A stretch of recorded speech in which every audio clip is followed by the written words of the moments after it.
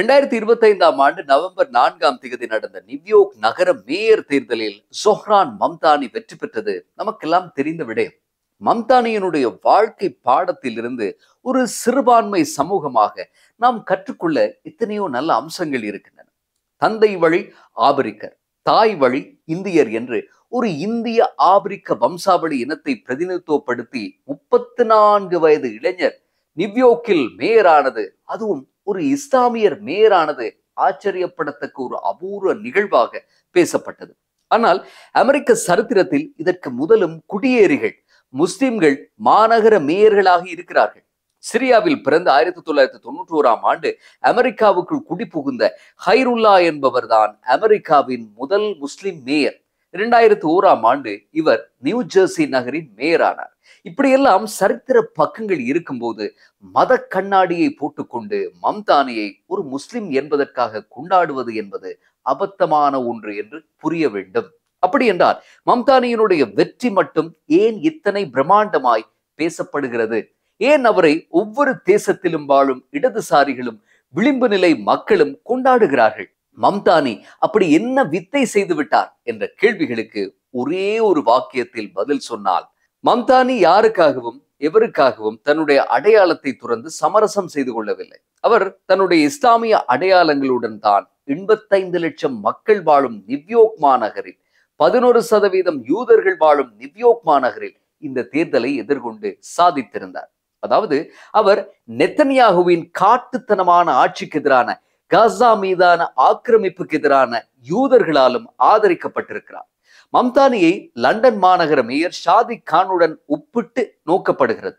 பிரிட்டனினுடைய ஒட்டுமொத்த உற்பத்தியில் 22% பங்களிப்பை வழங்கும் லண்டன் நகரில் பொருளாதாரத்தை மேம்படுத்தும் பணியை கடந்த 2016ஆம் ஆண்டிலிருந்து செய்து வருகிறார் ஷாதிக் கான். பாகிஸ்தானிலிருந்து பிழைப்புக்கு பஸ் ஓட்ட வந்த ஒரு சாரதியின் மகனான ஷாதிக் கான் 15 வயதிலேயே அரசியல் செயற்பாடுகளில் இறங்கியவர். சட்டம் படித்து வழக்கறிஞராகி நிற மத பாகுபாடு வழக்குகளில் கவனம் செலுத்திய போது ஆசியர்கள் மற்றும் ஆபிரிக்கர்கள் மத்தியில் ஒரு கதாநாயகன் அந்தஸ்தை பெற்றார் ஷாதிக் கான். இந்த செல்வாக்கும் நம்பிக்கையும் அவருக்கு நேரடி அரசியலில் குதிக்கக்கூடிய ஆர்வத்தை ஏற்படுத்தின. ஒரு சாதாரண கவுன்சிலராய் ஆரம்பித்த பயணம் லண்டன் மாநகர மேயர் என்ற பதவியை அலங்கரிக்கும் அளவுக்கு வளர்ந்து நின்றது. நான் முஸ்லிம், நான் ஆசியாவின் பூர்வீகன், நான் பாகிஸ்தான் மரபினன், ஆனால் நான் முஸ்லிம் மேயர் அல்ல, நான் மேயர் என்று பதவியேற்றவுடன் பேட்டி கொடுத்தார் ஷாதிக் கான். ஆனால் ஷாதிக் கானும் நியூயார்க் மேயர் மம்தானியும் பல இடங்களில் வேறுபடுகிறார்கள். ஷாதிக் கான் எப்போதும் ஒரு சமரச அரசியலையே செய்து வந்திருக்கிறார். தன்னுடைய இருப்பை தக்க வைத்துக் கொண்டு அரசியல் செய்தவர் அவர். பிரிட்டன் முதலாளித்துவ கொள்கைகளிலிருந்து இம்மி அளவும் அவர் பிசகி போனதில்லை. மேலும் பிரிட்டனை பாதித்த உலகத்தில் கவன ஈர்ப்பை ஏற்படுத்திய நிகழ்வுகளில் அவர் மேல்பூச்சான அறிக்கைகளையே எப்போதும் தன்னுடைய பங்குக்கு வாசித்திருக்கிறார். ஆனால் நியூயார்க் மேயர் மம்தானி கருத்து சொல்லாத ஒரு உலக நிகழ்வு இல்லை. மம்தானி கடந்து வந்த பாதையையும் அவரது பிரச்சார கோலங்களும் படு வித்தியாசமானவை. எண்ணம் போல வாழ்வு என்ற தாறுமாறு அரசியல் அது. மம்தானி அமெரிக்காவினுடைய எந்த ஒரு அதிபருக்கும் ஒவ்வாத கம்யூனிஸ்ட் சார்பு சித்தாந்தத்தை தழுவி கொண்டவர். நான் ஒரு முஸ்லிம், நான் எல்லோருக்கும் எல்லாமே என்ற சித்தாந்தத்தை கொண்டாடும் பொது உடைமைவாதி. நான் ஒருபோதும் யாருக்கும் தலை வணங்க மாட்டேன் என்று முழங்கி தேர்தல் பிரச்சாரத்தில் ஈடுபடுவதற்கு அலாதியான ஒரு தைரியமும் நெஞ்சுரமும் வேண்டும். மம்தானியை புரிந்து கொள்ள முன்னர் இஸ்லாமாபோபியாவின் உற்பத்தி மையமான நியூயார்க்கை நாம் புரிந்து கொள்ள வேண்டும். அமெரிக்க அரசுகளினுடைய கபடத்தனமான அரசு இயந்திரங்கள் திட்டமிட்டு சந்தைப்படுத்திய முஸ்லிம் வெறுப்பரசியலை புரிந்து கொள்ள வேண்டும். 2001ஆம் ஆண்டு செப்டம்பர் மாதம் 11ஆம் தேதி அமெரிக்காவினுடைய நியூயார்க் வர்த்தக மைய கட்டடங்களிலும் பாதுகாப்பு தலைமைச் செயலகமான பென்டகன் மீதும் நடந்த தீவிர தாக்குதல்கள் பற்றி உங்களுக்கு தெரியும். இதன் பின்னர் அமெரிக்க வாழ் முஸ்லிம் சமூகம் சொல்லனா வேதனைகளுக்கு உள்ளானது. 2019ஆம் ஆண்டு ஏப்ரல் மாதம் பயங்கரவாதிகள் நடத்திய ஈஸ்டர் தாக்குதலுக்கு பின்னர் இலங்கை வாழ் முஸ்லிம் சமூகம் பட்ட வேதனை போன்ற ஒன்று அது. தி ரிலக்டன்ட் ஃபண்டமெண்டலிஸ்ட் என்ற ஒரு நாவல் இருக்கிறது. மோசின் ஹமீத் என்ற பாகிஸ்தான் எழுத்தாளர் எழுதிய நாவல் அது.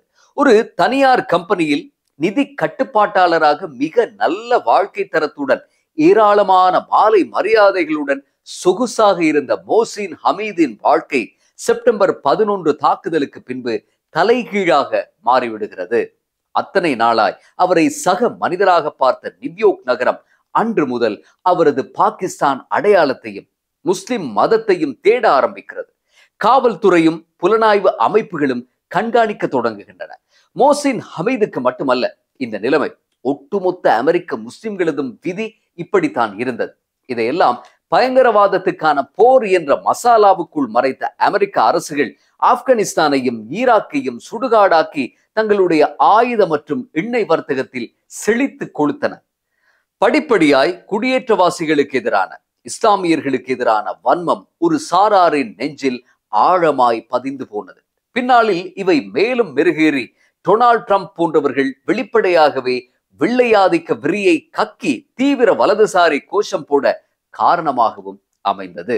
மம்தானி இன்று வென்றிருப்பது ஒரு சாதாரண நகரத்தை அல்ல. மம்தானி இன்று தோற்கடித்திருப்பது அமெரிக்க சரித்திரத்தில் மிக மோசமான வலதுசாரி ஜனாதிபதியின் கட்சி வேட்பாளரை. மம்தானி என்று தோற்கடித்திருப்பது பெரும் ஊடக மாஃபியாவை, இன வெறுப்பை, சோடிக்கப்பட்ட பொய்களை. ஆக இதற்கு மேல் என்னவென்று கால் மேல் கால் போட்டு கொண்டு கேட்கும் அளவுக்கு ஒரு மகத்தான வெற்றி இது.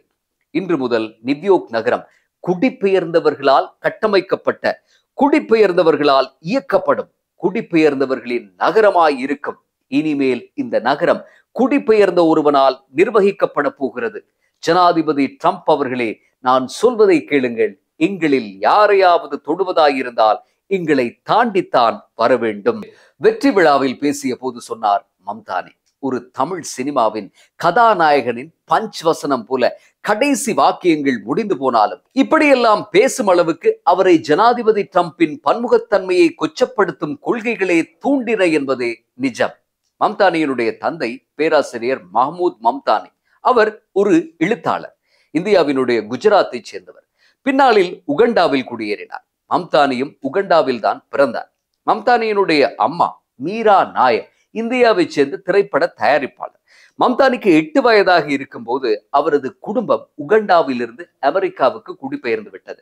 மம்தானியின் தந்தை மஹமூத் மம்தானி பயம் என்பதே துளியும் கிடையாத ஒரு ஆத்மா.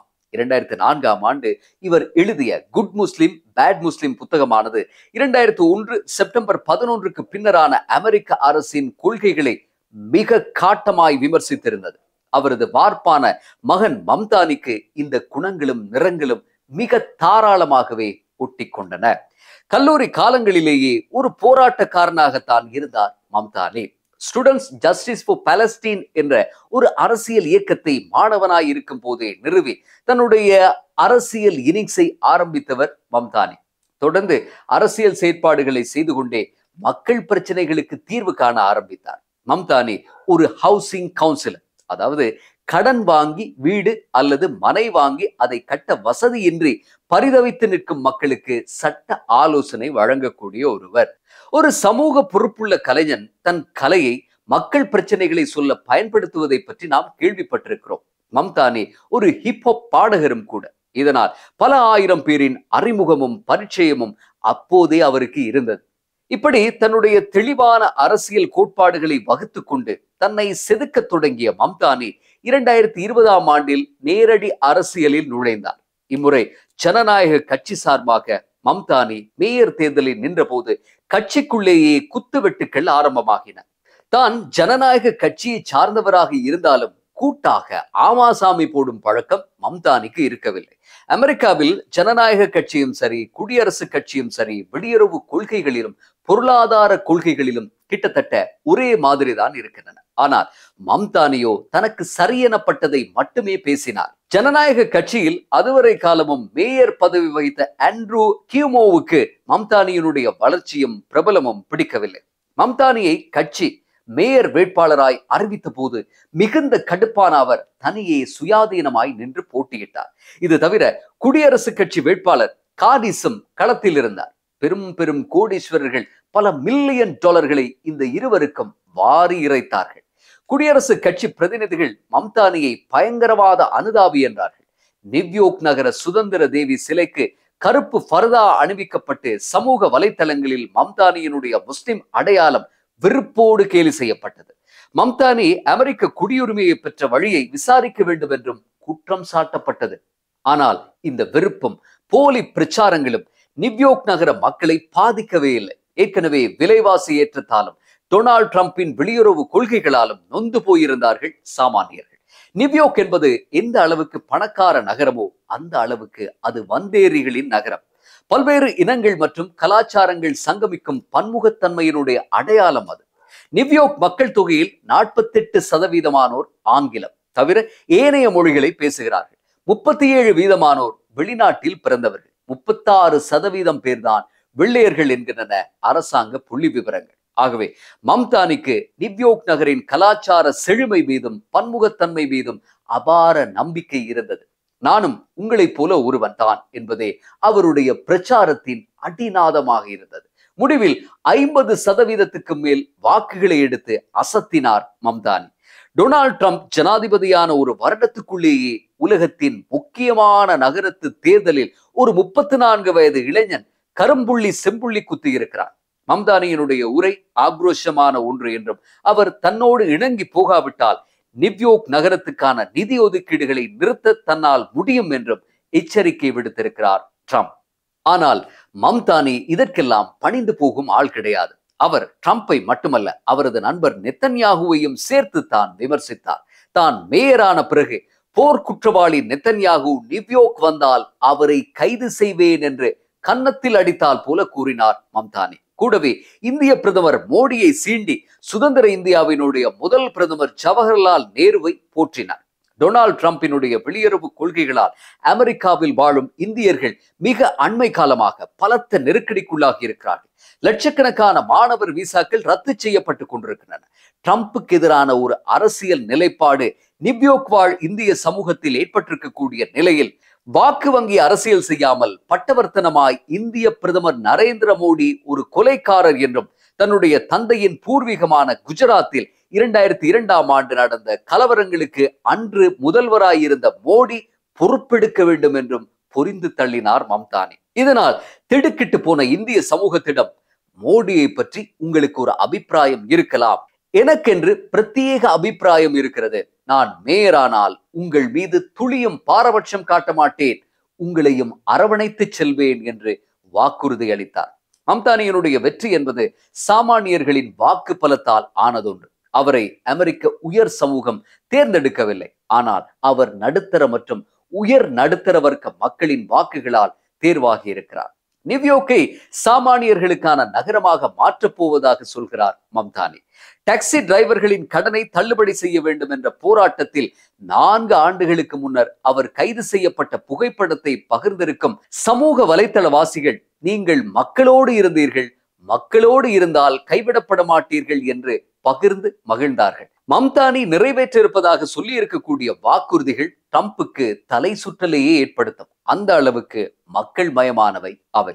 தொழிலாளர்களின் அடிப்படை ஊதியத்தை உயர்த்துதல், கோர்ப்பரேட் நிறுவனங்களில் அதிக வரி வசூலிப்பு, வீட்டு வாடகையை உயர்த்தாமல் ஒரே மட்டத்தில் பேணுதல், 2 லட்சம் வீடுகளை கட்டி கொடுத்தல், நியூயார்க் நகர பேருந்து சேவையை முற்றிலும் இலவசமாக்குதல், நியாய விலை கூட்டுறவு கடைகள், குழந்தைகளுக்கு அமோகமான வசதிகள் வழங்குதல் என்று நீள்கின்றன மம்தானியினுடைய வாக்குறுதிகள்.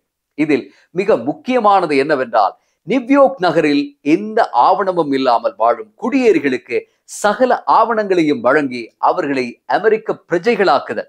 மம்தானி தன்னுடைய வாக்குறுதிகளை நிறைவேற்றுவாரா அல்லது ட்ரம்பினுடைய அதிகாரத்துக்கு பணிந்து போவாரா என்பதை காலம்தான் தீர்மானிக்க வேண்டும். மம்தானியினுடைய வெற்றி நியூயார்க்குக்கு மட்டுமல்ல, அது உலகம் முழுவதும் தங்கள் அடையாளங்களுக்காகவும் நீதிக்காகவும் போராடும் ஒவ்வொரு சிறுபான்மை சமூகத்துக்குமான ஒரு நம்பிக்கை ஒளி. மீண்டும் அடுத்த பதிவில் சந்திப்போம். நன்றி.